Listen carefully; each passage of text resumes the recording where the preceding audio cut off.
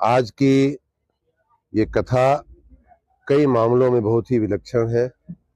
एक तो इस कथा को कहने वाले वितेश्वर महाराज भगवान हमारे भी बहुत श्रद्धेय है, हमारे भी बहुत पूज्य हैं। वृंदावन के पूरे प्रदेश के, पूरे देश के एक महान संत हैं। उनके द्वारा ये कथा कही जा रही है।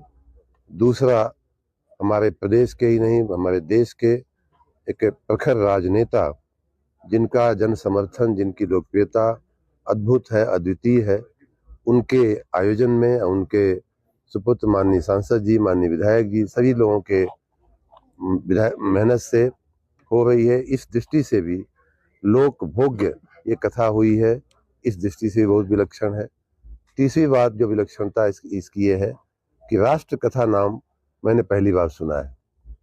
भगवान की कथा, श्रीमद् भागवत की कथा, राम कथा, रामायण का पारायण, ये सब हमारे समाज में निरंतर यहाँ वहाँ होता रहता है, हम लोगों के घरों में भी होता रहता है।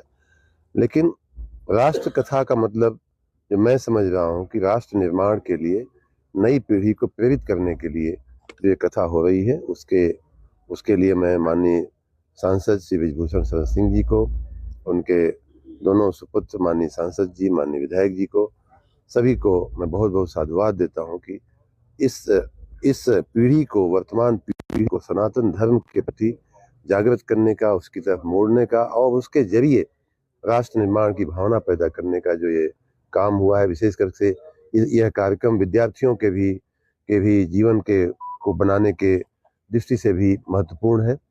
तो सभी मामले में ये कथा बहुत ही विलक्षण है। मैं यहाँ आकर के माननीय सांसद जी के परिवार को, माननीय नेताजी के परिवार को और उनको और स्वयं वितेश्वर महाराज गुरु जी को नमन करने के लिए आया था और मेरा पूरा मकसद जो है यहाँ आने का सफल हुआ। बहुत बहुत सौभाग्य।